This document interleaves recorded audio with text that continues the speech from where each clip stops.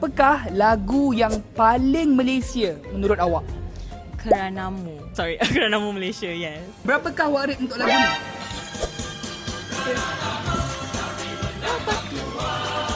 Sepuluh. Saya suka lagu ni.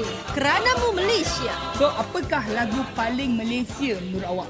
Bagi saya, tak perlu ucap hello pergi hello lambai. Harimau, harimau, harimau. Bang, berapa abang rate untuk lagu ni?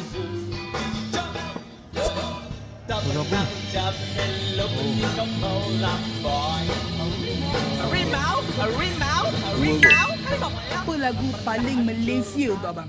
Standing in the Eyes of the World. Berapa you rate untuk lagu ni? 9.5. Okey, apa lagu paling Malaysia yang you rasa? Sejahtera Malaysia.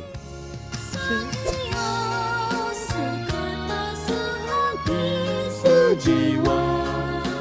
8 8/10. 8/10. Apa lagu paling Malaysia untuk awak? Malaysia Madani.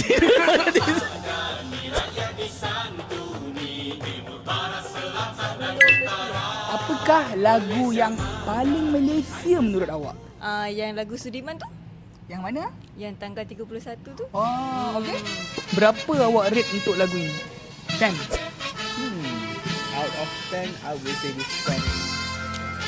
7. 7. Apakah lagu yang paling Malaysia untuk awak? Jalur gemilang di bawah naunganmu. Jalur gemilang. Kenapa? Kami semua bersatu. Oh, itu. Itu. Bernampak perpaduan, ketaatan, semua nilai murni rakyat Malaysia. Yes. Okey, itu saja penutup untuk video kali ini. Jumpa akan datang.